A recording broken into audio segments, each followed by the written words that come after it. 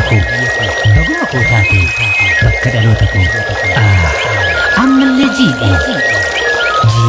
Godina Harargee Lixaa aanaa Shanan Dhuggootti baniinsi dhaabbii biqiltuu ashaaraa magariisaa marsaa afuraffaa araddaa madda jaalalaatti haala miidhagaa ta'een gaggeeffame.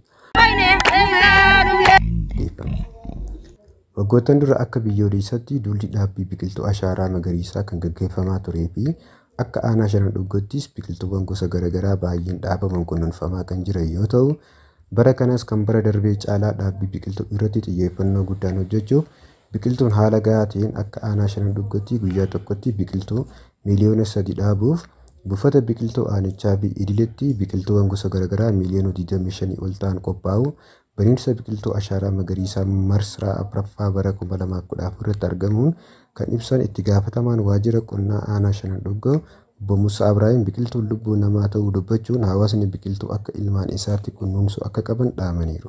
Biqiltuu gara miliyoona 25ti. Kana keessa miliyoonni 3 kan guyyaa tokkotti dhaabbatu sana miliyoonni 2.8 kan dhaabbii idileetiin dhaabamu kana waliigala miliyoona 25. Uummanni keenya biqiltuu jechuun lubbuu namaati. Hanga lubbuu namaati. Lubbuun namaa biqiltuun jiraattu malee waan hin jiraanneef jijjiirama qilleensaa garaagaraatiin kan qoramaa jirru kanarraa dandamachuudhaaf biqiltuu dhaabuun fala filannoo hin qabne waan ta'eef biqiltuu akka ilmaan isaaniitti akka kunuunsan.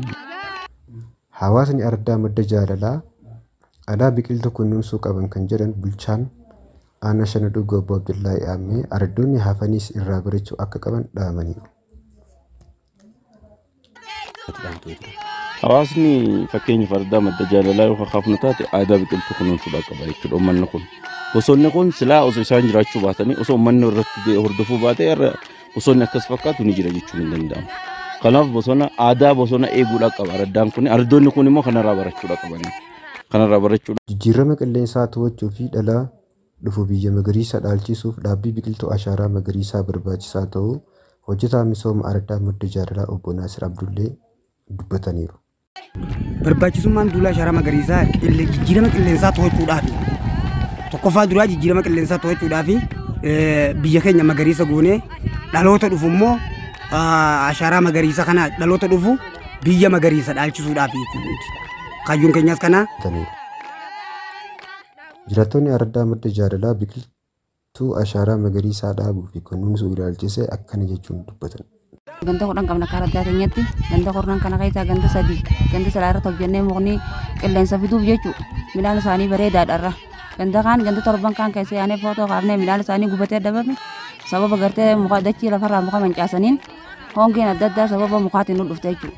Saniifuu nuti dhiiraa dhalaan muka keenya dhaabbachuudha qabna mancaasuu hin qabnu dubartiinis muka muruu hin qabdu. Muka dhaabuu qabna ifiin caballee bakka san buufnee kabiraa bakka buusaa jirra jechuudha.